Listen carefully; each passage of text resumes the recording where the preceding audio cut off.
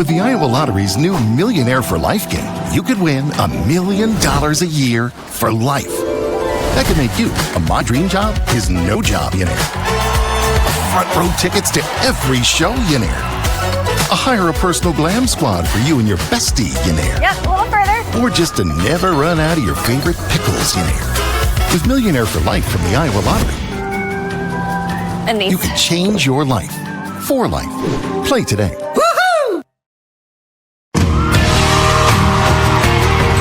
Billy Currington and Kip Moore live in concert. Saturday, June 13th, Lauritsen Amphitheater.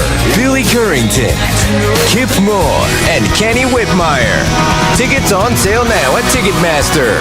A part of the Willis Summer Series. Don't miss Billy and Kip live. Chad Leistikow, Scott Dochterman, the two biggest Hawkeye and Big Ten beat writers, together on one show. Game Day Men's Health proudly presents Legends and Listeners, best enjoyed with an easy Eddie from Big Grove Brewery. This is Legends and Listeners, exclusively on Iowa Everywhere.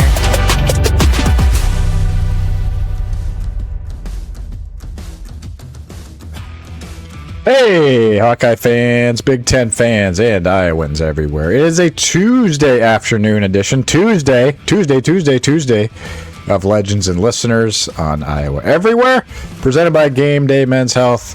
This is our 136th episode, if I'm counting correctly.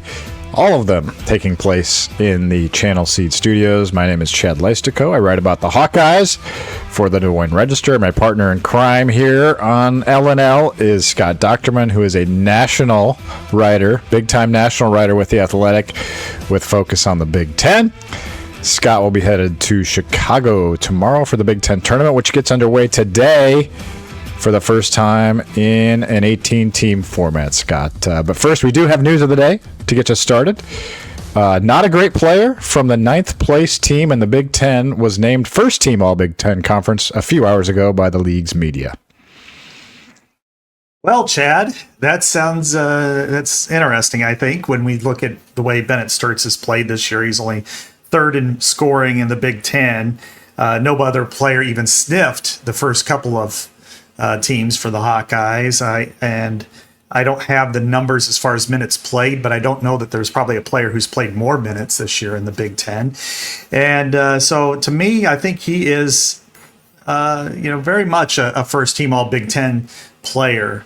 I was a little bit surprised he wasn't unanimous as far as being both coaches and media, but the depth of this league is astounding when you start to look. I mean, Bruce Thornton normally in some years might have been player of the year, and he was the bona fide second team guy. Lamar Wilkerson and Nick Martinelli are both second team guys. In fact, Wilkerson was third team, and one on the side. So I think he is a really good player. Let's put it that way. Chad, what are you referencing? And I guess let's go with that. Yeah, for those that don't know it, hopefully Aiden has the clip ready. We can just let you hear it, and then we can kind of laugh at it. And Stirts. I got to address Stirts. Please do. You've been here for a long time. You've seen Paul Pierce come through here, Yeah. Chauncey Billups, Steve Smith, Wayman Tisdale, Cassius thank you. Winston. You've seen great player after great player come through here. That's not a great player. Ooh. I mean, he's not. You won't sell Now, me. why do you say that, Sip? He's played 45 minutes and took 10 shots. I mean, what are you doing? I mean, he does not feel like playing today? I mean, that's what it looked like. He played 45 minutes and took 10 shots. Lackadaisical was used. He looked lackadaisical. And I He really didn't look like he was in it. He played every second Great, of the game. because he didn't play that hard. My favorite part is lackadaisical. Anyway, that's not to put any individual person on blast, but it's just kind of an amusing take from Bennett Stirtz's game on Sunday at Nebraska. Obviously, it was probably one of his worst games of the year, but he did play 45 minutes. And the hilarious part about that clip from our friends over in Lincoln was Fred Hoiberg's entire game plan was to completely bottle up Bennett Stirtz and make other people beat them. Stirtz with 11 points. And Cale Combs had 18, including a big shot in overtime. Obviously, we think pretty highly of Stirtz. He's going to go down as one of the top single-season scorers in Iowa history when this is all said and done, especially if Iowa can get some games here in the Big Ten tournament and maybe in the NCAA tournament. We'll get to that shortly. But yeah, pretty amusing take, especially from a player that basically carried Iowa to a win over these Huskers not too long ago in Carver Hawkeye Arena that solicited a court storm. Yeah, I don't understand, some of the background here on this is lackadaisical. I mean, you play the game, and in his case, every single team has come out with him as the focus. Look at what Michigan did last week. They went at him constantly, switched defenders, pushing, and he had to try to engineer victory. And I think he's one of the best players in the country to me. And so I don't understand this. And when you talk about Paul Pierce Paul Pierce is an NBA Hall of Famer. That's a different stratosphere. That's like, saying Emmett Johnson is no Saquon Barkley. He's not, but he's still a great player. He's still an all Big Ten caliber player. Right. He's, we weren't dissing Emmett Johnson, before the game or, because he had a really good game against Nebraska. So I remember saying how good he was after the game too. Exactly. And before. Yeah. Right. And as we know, points don't always mean everything. And when you take that focus, when you command that focus from an opponent's defense, whether it's through man-to-man, zone switching, what have you, you leave other people available to take shots, to make shots. And I think he did in this case. I think he was a fine game. I mean, it's the same thing if we would have said Price Sanford sucked after the first game. Price Sanford's a really good good player. They had a good plan for him, and Fred knew that. Fred's a great coach. Absolutely deserving of getting half the Coach of the Year award he got from the coaches, and he understood the game plan. Yeah, I guess I don't. I only heard the clip, so full context of the show. Probably a good chance that people in that show were talking about Fred Hoiberg being Big Ten Coach of the Year, which I voted for in our USA Today poll. I also voted for Sturt's first team. Give Fred Hoiberg a lot of credit for,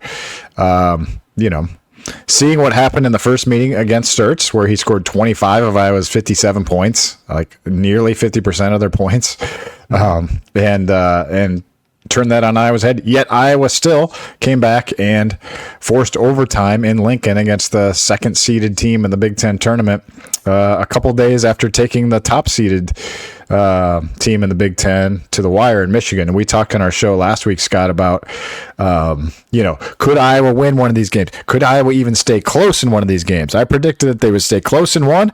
They actually stayed close in two. So how do you balance maybe the fact that you stayed close against the top two teams in the Big Ten Conference versus still finishing 0-2 there? What was your take? There, in basketball or anything else, there are no moral victories. We all know that. That's not they go into wanting to win the game. In particular, the series with Nebraska has become more and more heated. I think for the athletes, that they start to really view Nebraska as a major rival. So I think that's probably something that you've got to really take into account. And the fact that they played within 3 of a team that I think now is the best team in the country, especially with the injuries happening to Duke. Now, that was their 1-in-20 opportunity to win that game. And they damn near did.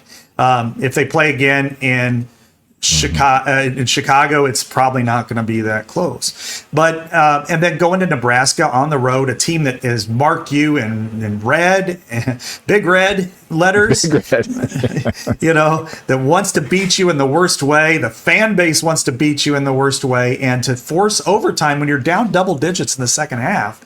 I think it speaks to this team clearly as a tournament team. I mean, the 2 losses aside, they've actually gotten better in Ken Palm and in the net. I mean, Iowa right now is 25 in the net and 24 in Ken Palm overall.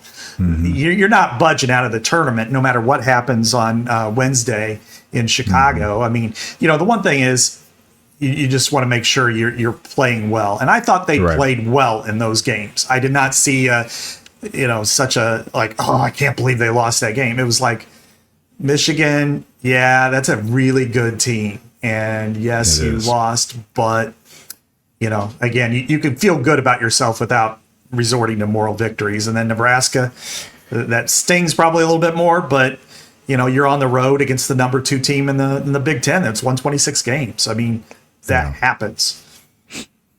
Yeah, absolutely. I feel like I don't know if it's a perfect comp, but when Iowa women beat South Carolina in 2023, the Final Four was like a 1 in. If they played that game 10 times, South Carolina still would have won 9. But the way Iowa, was able to just lay off the outside shot, and we're gonna sag in on Cardozo. Caitlin Clark's gonna wave her hand dismissively at the shooter they don't want to guard, and they're gonna make them shoot the open threes, and she's gonna go score 41. And you're gonna beat the Titanic team. I mean, it would have taken that kind of perfect storm, and it almost happened. So the Hawks' last 3 losses now: 2 points to Penn State, right? 2, and then 3 to Michigan, and then of course overtime at Nebraska. Ended up being 9, but did force overtime over there. I don't know. Yeah, I guess you just want to see them playing a little bit better. But to the point of the radio show over there, I think Stirtz is getting other guys involved. That was at least Cale Combs had 18. Cooper Koch hit 6 threes. He had 18. So those guys are showing they're capable. I thought Fulgaris had a pretty decent game. He had 6 assists. He had the big rebound. There's Cale Combs there to kick it out to Combs for that tying 3. Tavion Banks had some nice takes to the hoop, and those were open in the second half because of all the attention on Stirtz. So, I think Iowa's adjusting, but I would really like to see them win one game here to make sure they stay out of Dayton for sure. I mean, I don't know if they'll get there, but you don't want to take that. You don't want to put that in the committee's hands. You want to win this first game in the Big Ten tournament. Yeah, if the tournament started today, Chad, I think they're probably about a 9 seed. I think that's probably about fair. That they're in Ohio State or kind of in that 8, 9, maybe 10 range. There are a few conferences that may steal a bid. You could see, I mean, it's hard to imagine. The one thing is that the top of the major conferences are so good. That's hard to see, a USC going in and winning the Big Ten, or take your pick, down ballot in the ACC, like NC State that one year. Yeah. Yep. Or I mean. The one that might, maybe if you squint hard enough, maybe Seton Hall in the Big East. They're the 4th team. They're probably out now, but or Missouri maybe in the SEC. But it's still it's just really challenging to kind of get to that point. Cincinnati in the Big 12, but I honestly I think they're in. But I think you want to feel good about getting in, and the same token. Man, you'd really like to get off the 9 and be a 10 if you can. I think that's because there's not a lot of difference between 7s through 10s, but there is a hell of a lot of difference between 1s and 2s this year. It's really going to be a difficult battle for whoever can, when you get to that 1 line. I mean, so that's presuming that they win the first game anyway. But I think this week in particular, you try not to worry about that. You just go play your game. And they've got a couple of, I would say, challenging opponents based on the way that they've performed. Maryland's beaten Iowa, and we don't know the result of this, so you guys all will before when you listen. Maryland has beaten Iowa on the road, and Oregon is a much different team when Nate Biddle's around. Mm-hmm. Well, it is time for our we're going to do this early. It's time for our Under Pressure segment presented by a new sponsor of Legends and Listeners, Mighty M. When you are under pressure, you need equipment built to handle it. That is Mighty M, based in Peosta, Iowa. From pressure washers to air compressors, generators, and compressor generator combos. Mighty M builds equipment designed to perform when the pressure is on. Get it? Pressure is on. Mighty M is an industry leader in pressure washers and industrial cleaning equipment that are built for durability, reliability, and performance. Proudly employee-owned. We really appreciate that part of it. For 55 years in the great state of Iowa. To learn more about Mighty M or to find a dealer near you, visit mightym.com/Iowa Everywhere. That's mitm.com/Iowa Everywhere. And last week's Under Pressure fella was Tom Brands. This week we're going with Bennett Stirtz. Bennett Stirtz is under pressure this week, Scott, at the Big Ten tournament. He's probably had 3 of his tougher games of the season in these last 3. They're combined, if I'm doing the math right in my head, 17 for 48 from the field during this 3-game losing streak. This team centers so much around Bennett Stirtz, and we remember Drake's run last year. Of course, Drake won the MVC. Drake won a game in the NCAA tournament, and Bennett Stirtz was the catalyst for all that. This is a year later. This is his stage. Can he show that he's a great player here over the, as the postseason now arrives? And, we think he is, but, got to win some games here down the stretch. You don't want to lose this one and then lose the opener in the NCAA tournament, Scott.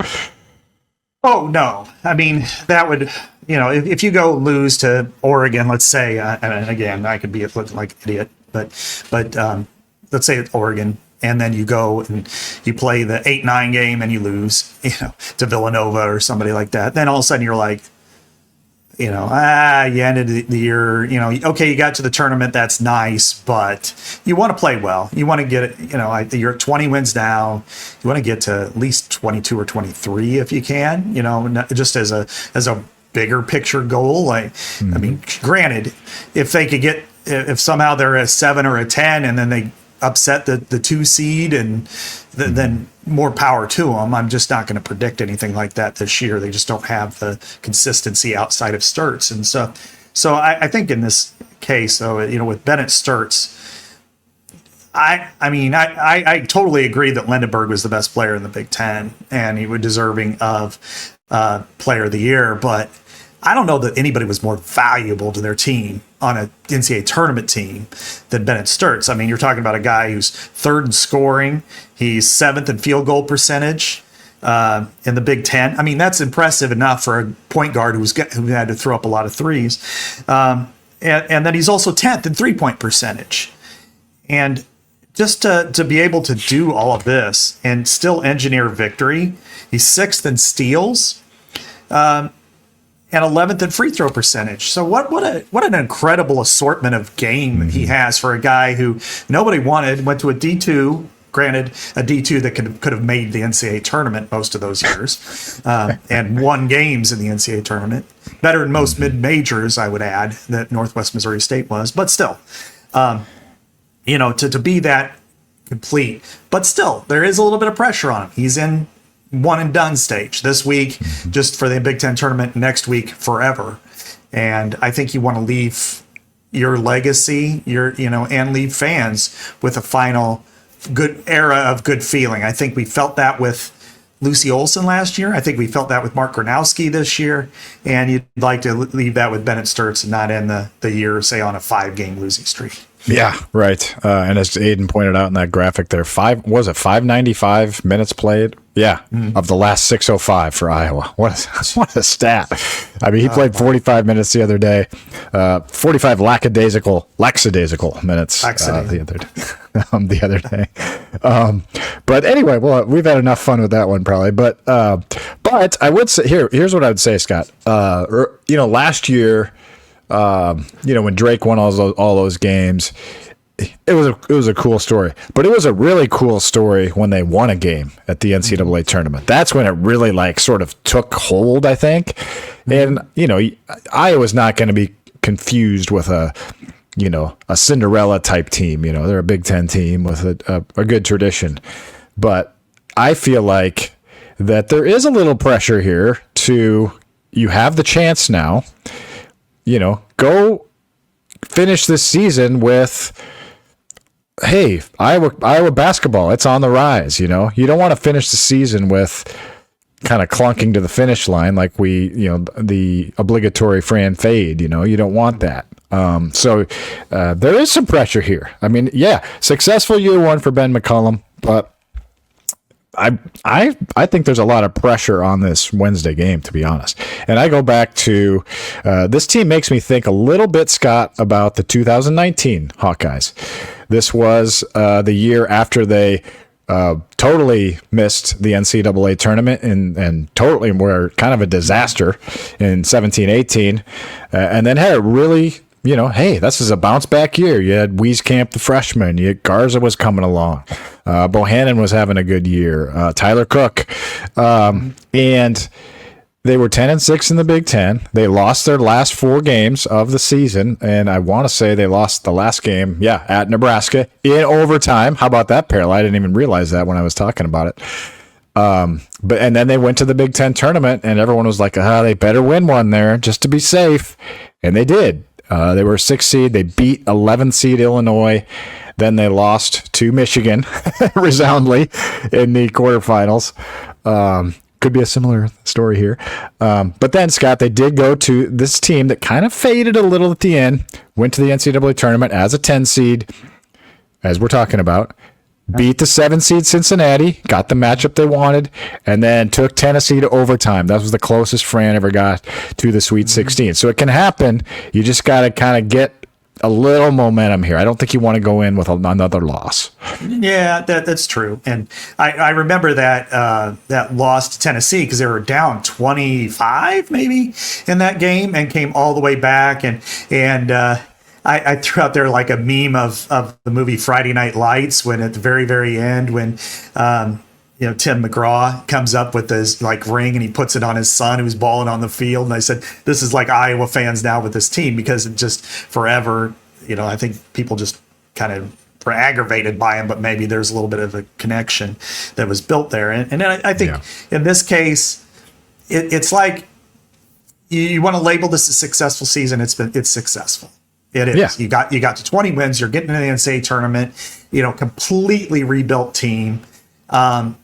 I feel like they have a really good coach that understands how to play the game and execute it. There are some questions. We're going to have them, and we're going to have them in the future too. When they start playing big and important games against teams, and something doesn't go right, or there's a switch, we're gonna call it out because that's just the way it is. However, I think with the season's not done, and all we remember is March.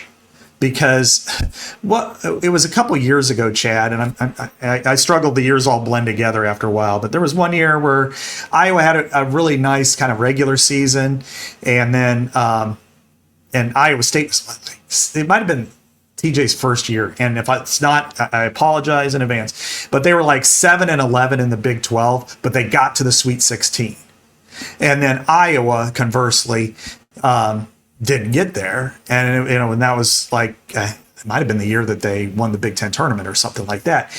All anybody remembers is March. Mm-hmm. So what you do in the Big Ten tournament to a little degree, certainly next week, is really all that matters, because if you win 2 games in one weekend, you're remembered so much differently than you are if you only win one. I mean, think back to 1999, Chad. That was a good year, but it was kind of a so-so year. I mean, they won at Kansas. That was their big win in the non-conference. They were like 9-7 in the Big Ten. They were like a 5 seed, but they win their first game, and then they beat Arkansas, with Nolan Richardson, and all of a sudden they get to the Sweet 16. And what do we all remember about that game against UConn? With 7 minutes to go, Iowa was in the lead, and it was Tom Davis's lame duck year. That is like the gold standard. And it really was an average year because there were better years. I thought 97 was a really good year. I thought they were criminally underseeded. That's still almost 30 years ago. So I think that if you go in, for all what we're saying, they can go 1-1 this week, be a 10 seed, beat the 7, upset the 2. And we think of this team so much differently than if they if it's a chalk weekend. Yeah, and I do think there's some value in recruiting also. Because Ben McCullum said on his radio show they'd like to get 2 or 3 more guys, and obviously even in this high school class coming in, there's still some guys out there they're going after, and whether that's transfers or new guys. But you want to build some momentum, build excitement around the program, and how do you do that with March Madness? So I think this week is about. I feel like if you're really looking at it objectively, Iowa played some pretty good basketball for the most part last week, and now you need to build on that and don't lose to the 16 or 17 seed in the Big Ten tournament. But we also think that it's not going. Neither one of those games, whoever it is going to be a picnic. Like you said, Biddle's back for Oregon, and Maryland plays a style that doesn't really suit Iowa super well, just charging into the lane and drawing fouls, and they have some athleticism, so. Not going to be easy. So let's see the Hawkeyes, put their best foot forward here in March. McCullum won the MVC tournament, as I referenced earlier. He's always been a good postseason coach. So we'll see what he does here at Iowa. Any final thoughts on the men here? No, not really. I think this is, as far as Iowa goes, this is. You one win and you're playing with house money in the Big Ten tournament. Now, that being said, you don't want to go to Ohio State and say, yeah, we'll let you win this game. I mean, you just beat the daylights out of them in Iowa City. And you're one game up historically. You want to make it 2. So, and now that part of it is, Friday morning, do you want to play Michigan again? I don't know. Who I think is not only the best team in the Big Ten, I think it's the best team in the country. And I think Michigan's going to win the Big Ten tournament again, like last year. Chad, do you give anybody else a chance? Can Illinois, for instance, if they get to Saturday, can they rebound from their 14-point loss at home in Champaign to Michigan? Or will Sparty finally get a win against Dusty May?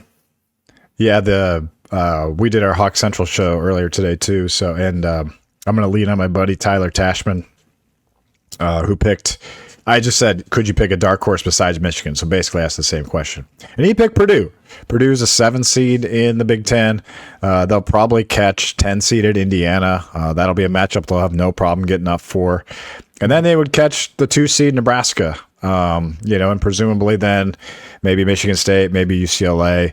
So I think Purdue's probably the one team I would give a decent chance. It's nice to come from the bottom of the bracket. It's kind of like NCAA wrestling for anybody who follows wrestling this year. Like the very top of the bracket and most of the weights is really good. Like you just want to stay off that one line in a lot of those weight classes, for example. It's like that in the Big Ten tournament this year. It's going to be like that in the NCAA tournament. So look for those bottom side bracket teams: Purdue, Michigan State, maybe UCLA. Who knows? If Mick Cronin can, I wonder how much complaining he's going to do over in Chicago about something. He'll find something to complain about over there. I don't know. But anyway, I know we're going to talk about the Iowa women shortly. But what I would compare Michigan to is the UCLA women this year. It's very comparable. They're just so good they can almost sleepwalk and get to the finals and then just turn it on like they did against the Hawkeyes the other day. Yeah, that was that was their classic trap game when they came to Iowa City, because they'd already locked up the Big Ten title. They won in Illinois, which is a bear, and that is my dark horse is Illinois, because they would get Michigan on a Saturday, and they have the number 1 offense in the KenPom in the country. And if they're hitting shots, they can beat anybody, including a Duke or a Michigan or an Arizona or UConn or whoever. If they're not, then Michigan's defense, which is ranked second, but might as well be 1, is so dominant that it's really hard for anybody to get there. But I think Michigan is in that, they can turn it on. They had the trap game at Iowa. They knew it was going to be tough. They're the first team in 50 years since 76 Indiana to win every single road game in the Big Ten. That is really wow, what impressive. A stat. I did not know that one. Wow. Yeah. So they felt really good about winning at Iowa after back-to-back at Illinois and Iowa. Iowa, to me, the environment is back at Iowa as being a good one. I think if the general public comes back in a higher droves next year, it could be a real strong environment there. But Nebraska is a team, though. I'm kind of there with you where I think they could be a one and done. If Purdue gets past Indiana, or even if Indiana wins, because it's next to Indiana, basically, it's Chicago. And they have a huge fan base and that travels, and Purdue does too. So, in that game, I could see the winning seat going there Thursday night because it's Purdue versus Indiana. That's a pretty big rivalry game. Yeah. And so, playing Nebraska, knocking out Nebraska, and then if it's Purdue, Michigan State, that's a good game. That's a really good game. That's like Sweet 16 caliber game. And, I think that if that's the scenario, then they need Illinois to wipe out Michigan. Because I just think Michigan, if they take on a Purdue or Michigan State who have had 2 or 3 really big games, I don't think that they could withstand that third game in 3 days, or in Purdue's case, 4 days against Michigan. I just think they're too good.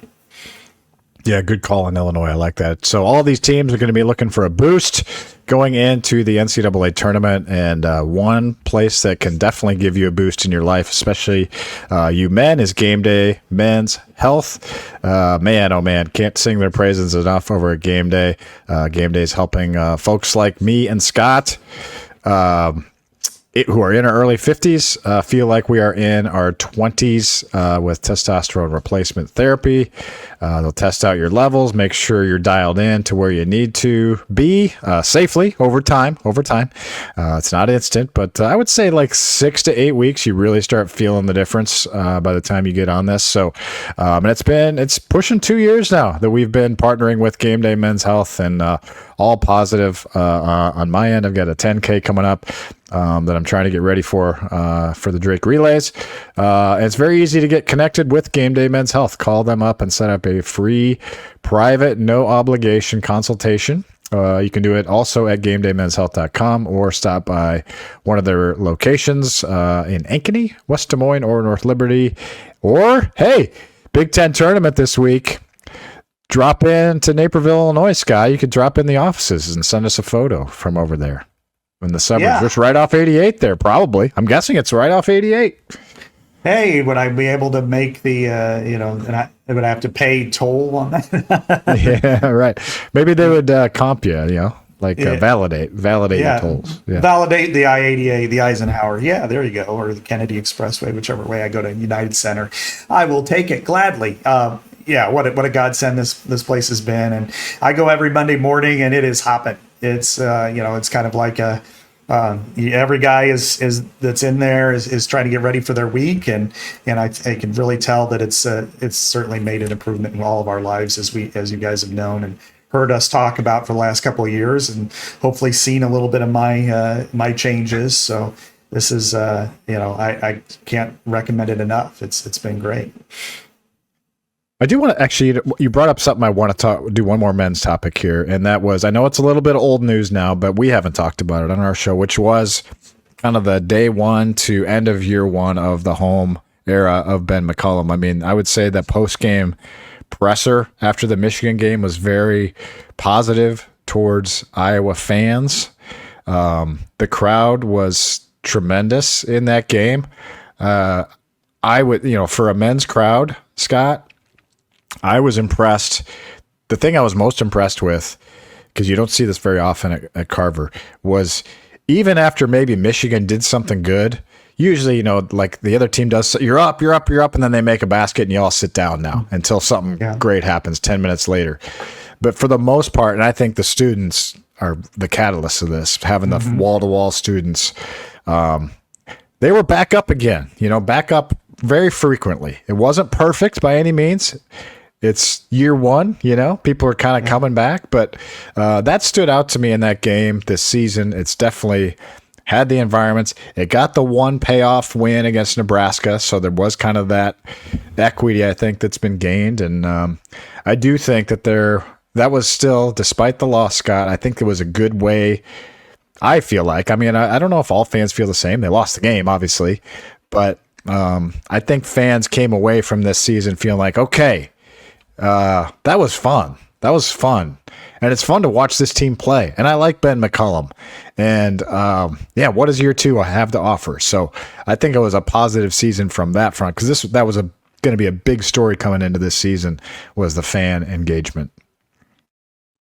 By all accounts, this was a resounding success. I mean, last year was the lowest average year since 1965, and that was in a completely different arena. And even then, the numbers, when you go that far back, are so fleeting. It's hard to know what's right or wrong. But last year was 9,161 paid. This year they're at they're at 11,280. So that's a 2,000 plus, 100 plus or whatever seat increase in attendance. That is a huge jump.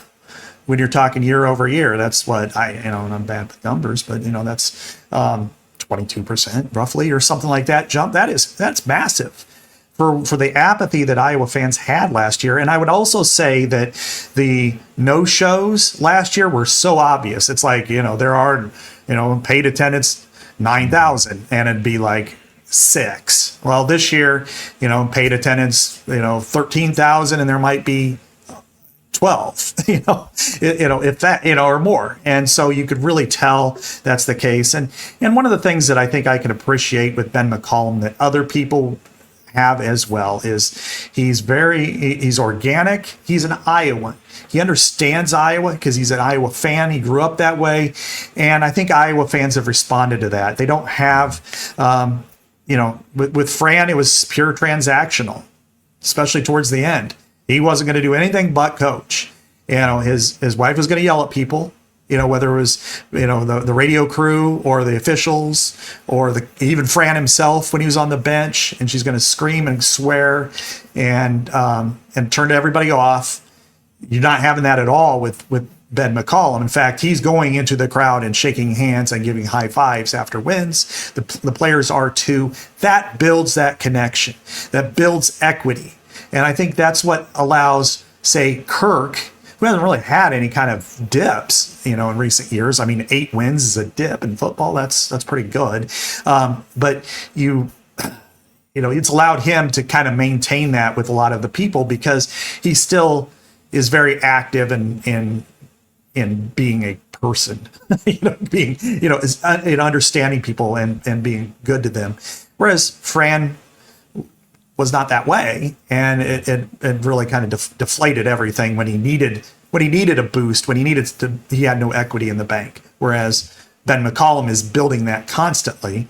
You're seeing it, and if they have a successful March, then I think it just goes further into that. So I've been impressed with the crowds, Chad. I think they've been lively and into it. It's a different crowd.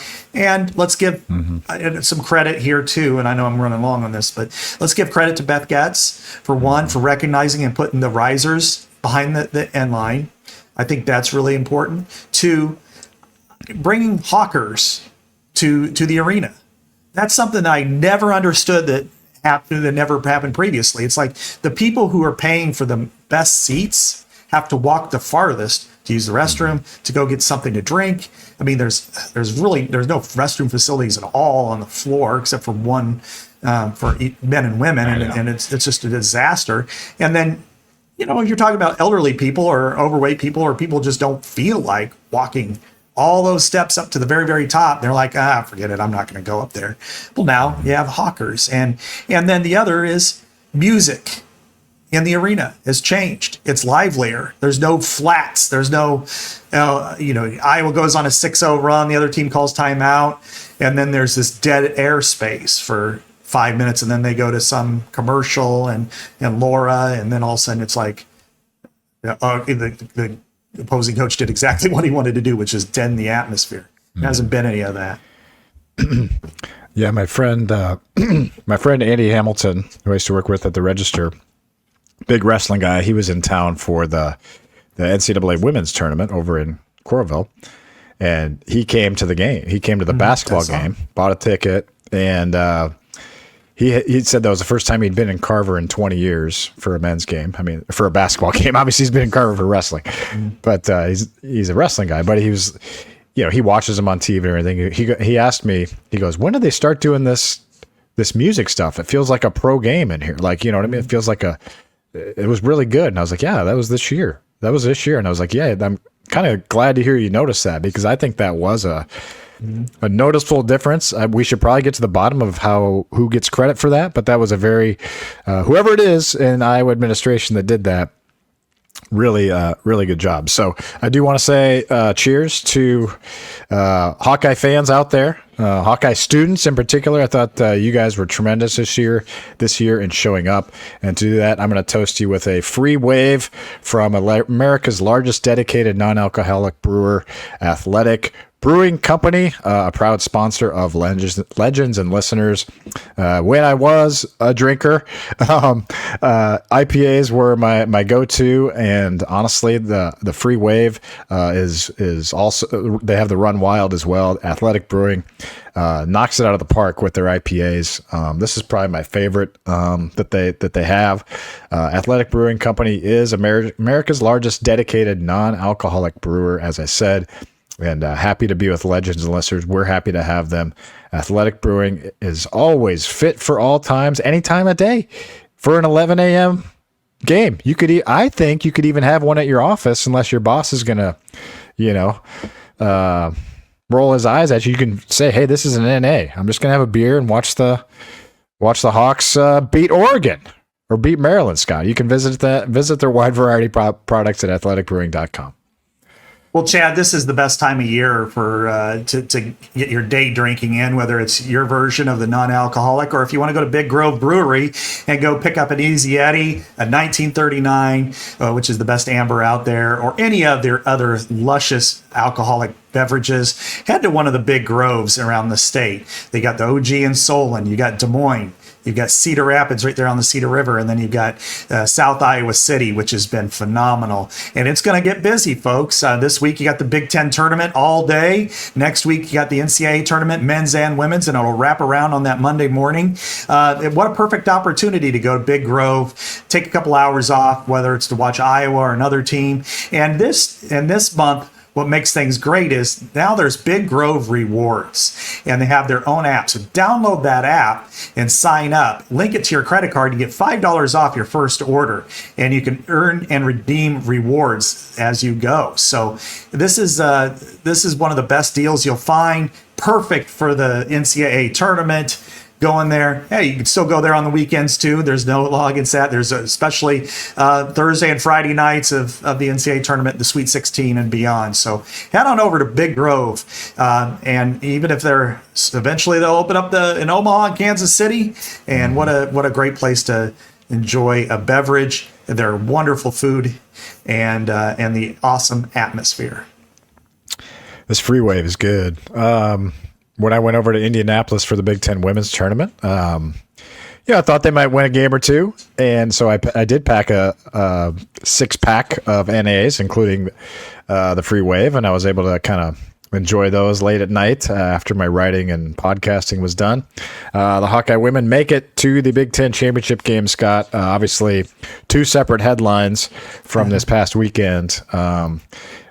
Best win of the season times 2 over Michigan to get to the Big Ten championship game. What a story that was for Jan Jensen and the Hawkeye women. Went into that UCLA game at 26-5, cementing a high number 2 seed in the NCAA tournament. We'll find out for sure on Sunday. But then kind of getting blown out, but we're really getting blown out, 96-45. The largest margin of defeat in the modern NCAA era for Iowa women's basketball, which is hard to believe, but it shows how competitive they have been. The previous biggest loss of the Jensen Bluter era, which is 26 years, was 43 points to K-State. I think it was like 103-60. It was a long time ago. So this was a big one, Scott. Tough margin of defeat, but we've seen Hawkeye teams get blown out before, in like the Rose Bowl like a few times. So how do you balance kind of it was still a wildly successful weekend if you look at it, but at the same time, kind of a lot of bit of a clunker to finish. I hate to say it, but it does kind of remind me of 10 years ago when There was the Rose Bowl against Stanford, and then two months later, Villanova. It was like Christian McCaffrey kept scoring for Villanova, who also won the national title that year. So this was one of those games where they got behind so quickly and early and couldn't keep up, and it was just relentless. And you were there, so you saw it, and it was just like, ooh, wow. I think you try to treat it like it's no different than a 20-point loss. You got beat bad by a team that's better than you. So don't worry about it anymore. Remember what you accomplished, which was, the Illinois game until they decided to put in their reserves and give up a 15-0 run or something to end the game. That was a dominant performance. Michigan, beating Michigan the second time by 17, after the 18-point win or whatever it was 2 weeks ago. I thought that was, really impressive. And they played really well. And one thing I can say is, in North Liberty, I was at a place that's near my house. It was packed. It's a huge bar, packed, and everybody was tuned to the TVs, multiple big screen TVs cheering. And I thought it really showed, to me, I'm like, we always know this, but it's like, women's basketball is here to stay, man. This isn't just a ebb and flow because Caitlin was good and everybody caught on and now they're discarding it. I mean, they're really into it. So I think by and large, most people will shrug this off. I think the players will too. It's a bad day. Everybody had a bad day. Every single player had a bad performance that day. Yeah. And so you just shrug it off. Think about what you accomplished. You're going to be a 2 seed in the NCAA tournament. It's going to be 2 more games at Carver Hawkeye Arena. I think you got to be excited. This team's not going to win the national title, but it can go pretty far. It's good enough to compete. And I think that's really what you got to look forward. Don't look back on that and just kind of embrace what you accomplished. Because again, I think beating Michigan twice and throwing on the Ohio State win from earlier and Illinois is a pretty good team and doing all those things. I think that really matters in the big picture. Yeah. I mean, think about it. The Caitlin era, Hawkeyes never had to play USC or UCLA in the Big Ten. I mean, this was a really remarkable season, way overachieved. But I think the loss in a way, Scott, will be ultimately good. And I'm not saying you don't want that loss, but I think it'll be good for maybe recalibrating expectations of what this year was. Now, the Michigan game was really cool because it kind of let people run wild with their imagination. It was fun. Yeah. It's like, oh man, like, wow, this team, what can we do next? Maybe we can shock UCLA. Could we even be a 1 seed if things fall right at the top line? And to me, this is showing this was a natural progression, and it made me think of the Gustafson year of 19. And you and I are we always reach back when we talk about football. Oh, this was like 08, and this is like whatever 04. You can always make those parallels, but the 19 comparison was there for me because that was a year that it was a great story. I mean, a great story. The Hawkeyes go to the Big Ten title that year in Indianapolis. And but you knew when you got to the Elite Eight, you were in big trouble. Like the Elite Eight was going to be the ceiling. And I think that's kind of where we're probably at here with this team, barring some crazy upsets at the very top of the bracket, which can always happen. But the 4 number 1 seeds this year are going to be really, really, really good. Most likely, Iowa will be paired with South Carolina. Would probably be the most logical number 1 seed that it'll get paired with, and we all know Don Staley and that reputation. Otherwise, it would be Texas. It won't be UConn. It won't be UCLA, just because those are going to be 1, 2, and Iowa's played itself to 5 or 6 overall. So, I think that's probably needed because you do need to take this moment to put this season in perspective, what was accomplished and what still can be accomplished because of the work they put in. They're going to be a 2 seed. They're going to be favored to get out of Iowa City, but that's not going to be easy either. Scott, where would you put, what do you feel like this team needs to do now in the NCAAs to kind of put a stamp on this 26-6 season? I think if they can get to the Sweet 16, then it's like you've reached house money stage. And even though they would be the 2 seed, this is a team that's probably more challenged offensively than any time I can remember in the last probably 10 years. And, because they've always had an elite scorer at guard and usually coupled with the post. Last year was a little different because they were still kind of growing in the post, but this year you don't have that automatic ball handler. They've obviously Caitlin is there, but some of the players, like Doyle, Kathleen Doyle was phenomenal, a player of the year in the Big Ten, and working with Megan Gustafson, and it's just. I think for Jan to put this together, this is as good of a coaching job as you'll see on the floor putting people together at the Iowa level. Now with with Lisa is an elite manager, and because she was able to kind of like Phil Jackson with Michael Jordan. I think that's kind of how I would classify the way she handled it. And by the way, nobody's really better than her when it comes to the set. She was great, and so I think overall, Chad, that this was really a fantastic year for her. Getting to the Sweet 16 would be, to me, all right, the threshold has been met, and if they win a 50-50 game in the Sweet 16, even better.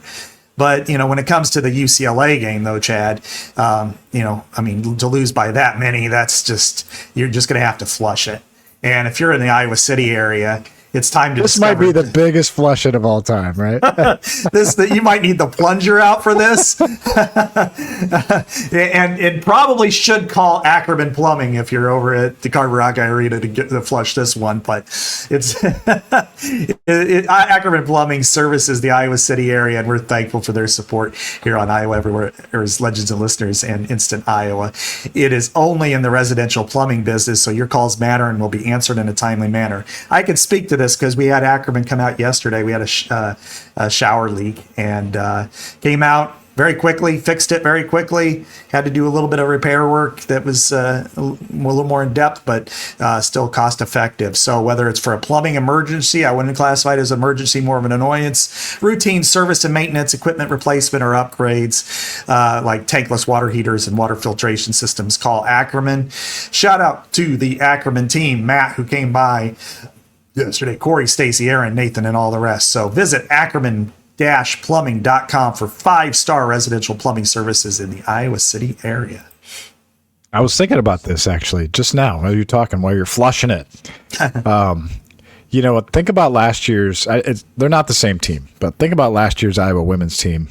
In the third game of that Big Ten tournament, they got so close to Ohio State. It came down to a Sydney Fulter foul or no foul call at the very end. Okay, remember that?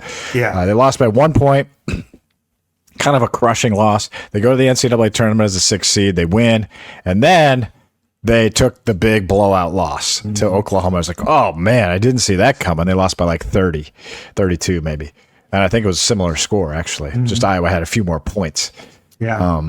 And I talked. One of the nice things about this Big Ten tournament, thank God, they brought back open locker rooms, and open locker rooms were great.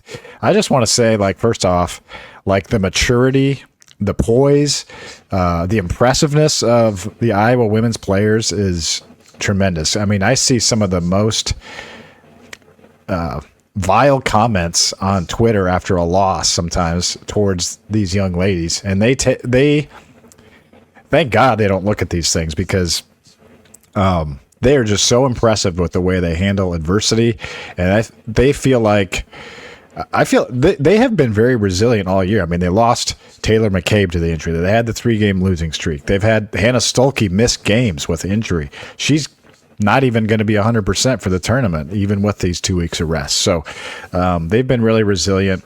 But my point being is that, Kylie Feuerbach told me in the open locker room, you want to have this bad loss now, you don't want to have it at the NCAA tournament. Now, that may be unavoidable in the Elite Eight potentially, but that's the right attitude. Get this one out. Last year it hit them with the Oklahoma game. Now, that was a game kind of gave Iowa a little bit of a chance in. It was a 3-6 game. And, you just want – so that's the right attitude. Get that big loss out of the way. Maybe let it burn a little fire in you, not only for these 2 weeks, but, Stremlo, Wright, Hayden, sophomore. Let that kind of fuel you for next year, this offseason. We got to close this gap, right? So I think all in all, it might have been – we'll see. It might have been a good thing for this team. It just depends on kind of where their confidence is going forward. But I think it'll be fine. I think the 2 weeks helps too. Any final thoughts on the women? Yeah, I mean, there are areas where I can see challenges with this team that, I think offensively they are very challenged in the backcourt. When it comes to, without Taylor McCabe, you can just see just how different they are because she spaced the floor so well because everybody marked her as a shooter. So when she's out on the, out on the 3-point line, everybody knew it, which enabled more space for Hannah Stolke and Ava Hayden to work. Now you don't have that. Although Stremlo has come through, I knew she would. I remember when, I'm like, earlier on when things weren't going so great, I'm like, you've got to get her in there. She's just too good of a player. And I thought it was really neat when she sat, I can't remember. I think it was after the Illinois game. And she sat with Lisa Bluter, and Lisa said, "You remind me of another Hawkeye who played a few years ago, and the way you play and the command the floor, Samantha Logic." And I was like, and you could have, you just saw she went from shock to beaming in a second because Sam Logic's from Wisconsin, just like Taylor Strimlo, but she probably heard the Kate Martin comparisons because it's kind of new. But not Sam Logic, and everybody knows who watched Sam Logic play. She was tough as hell. I remember a broken tooth and everything. And so, I think this team is tough. It's resilient. It's talented. It's going to struggle. If it can't get some outside shooting, it could be vulnerable to a second-round upset.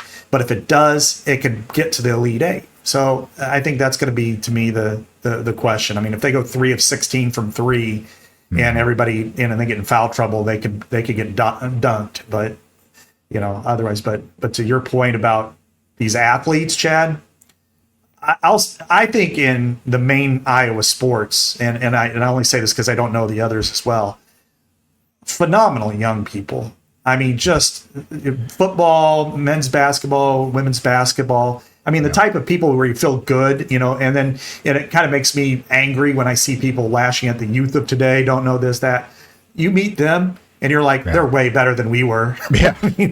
They're smarter, they're more disciplined, they're tougher. They just ask more questions, and God bless them. We should have asked more ourselves. Well, the Iowa Lottery is bringing you into a millionaire lifestyle. You think about what you could do with $1 million for life. That is going on right now with the Iowa Lottery. You could become a winionaire. The top prize, as we've been mentioning the last few weeks on Legends and Listeners, is $1 million a year for life, Scott. Second prize is just a cool $100,000 a year for life. So that sounds pretty decent too. There are 9 different ways to win, and it's just $5 to play. Scratch, pick, pull, or play your way. Whenever you play the Iowa Lottery, scratch, pick, pull, play. That's pretty good. Play your way with the Iowa Lottery. Scott, one guy that has done way better than $1 million for life is Tyler Linderbaum. We wanted to allocate a little bit of time here for the, as I was talking to my friend Andy Hamilton the other day, he said, hey, the Cliff Keen Invitational Wrestling Champion just cashed in the NFL. Highest paid interior lineman in NFL history, Scott. And this was a guy that was on the Iowa defensive line and up the road in Solon, Iowa. Wow.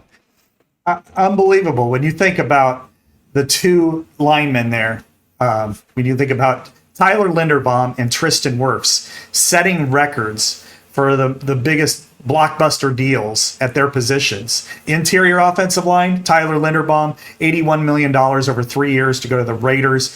So he'll have a Hoosier touching his butt all the time. And, $60 million in guarantees. And then you look at Tristan Wirfs, 5 years, $140 million, and with an $88 million, whatever it was, in guarantees.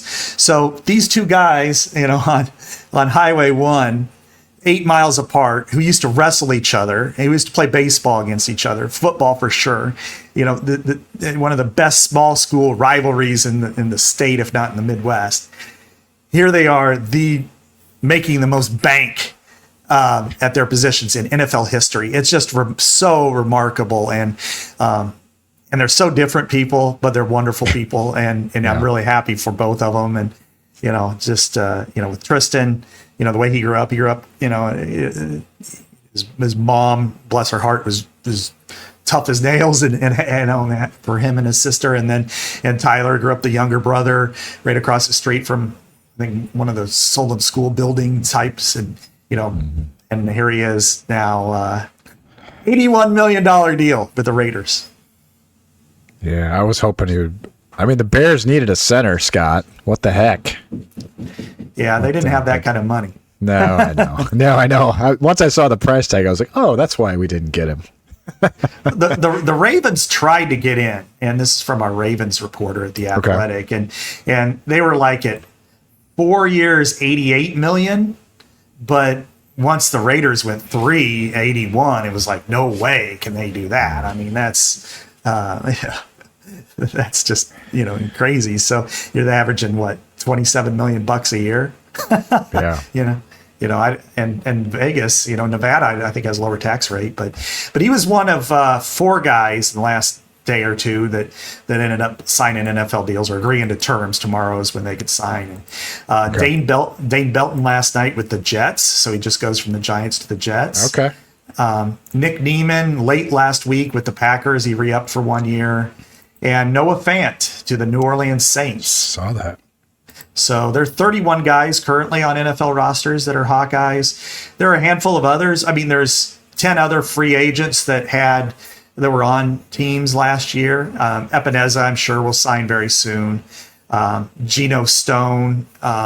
He's probably one of those guys that I wouldn't be surprised if it's like after the draft. I mean, he could sign anytime, but guys like him sometimes sign like after the draft. It's like, yeah, we didn't get who we wanted. We need a guy who could fill in, and because he is a starter and he'll start for somebody, but he's not like highly sought after kind of. Casey Kreider hasn't re-signed yet, but he's a great long snapper. He'll get a job. James Daniels was hurt all year. He's been hurt a lot, but he's still talented, so somebody will give him a crack.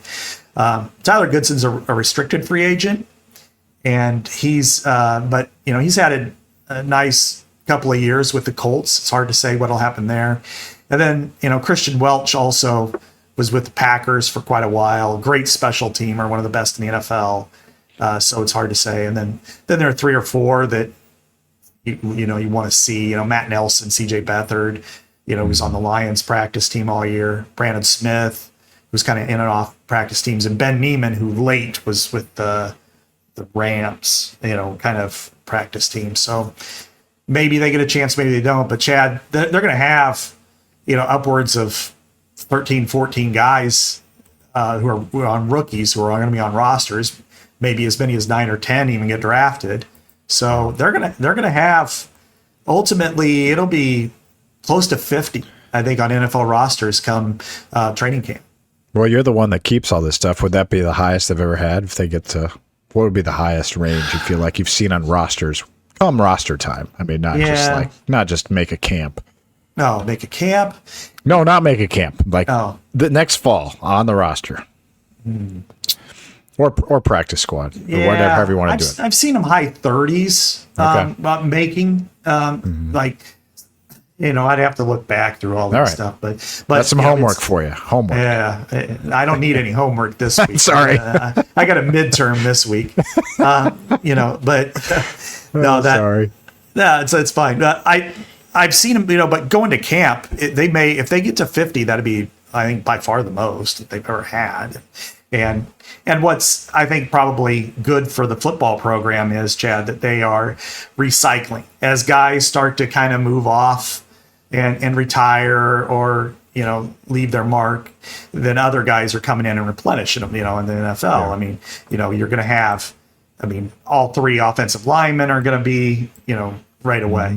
Dunker, Jones, and Bo Stevens are probably by the 4th round all be gone.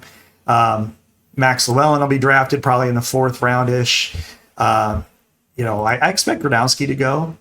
Okay. I think TJ Hall, Wampa's pretty good chance at going. Weegin and Graves and Shire are all maybe late round guys, but I think they could probably go. Drew Stevens will get signed. I would expect Ethan Herkett to get signed. Mm-hmm. And, maybe even Jonah Pace and Jacob Gill could go to camps. So okay. I may be forgetting somebody else. I don't know. But I think that's, but those are really good numbers. I mean, again, if you're already at 31 on rosters signed right now. Gotcha. And if they had a quarterback and a receiver there, I mean, you could fill out a really good NFL roster with what you got. I mean, Alec Jackson, Tristan Wirfs, Tyler Linderbaum, pretty good offensive line back in the day. And George Kittle also cashed in not too long ago, big time. Yeah. So again. So anyway, great show. 11 a.m. Peacock on Wednesday, folks. If you're tuning in for the Hawkeyes, remember YouTube TV. If you're YouTube TV, you get Peacock already, so don't subscribe. This has been Chad Leistikow, Scott Dochterman, as always, for Iowa Everywhere, legends and listeners, Channel C Studios, all that. Talk to you soon.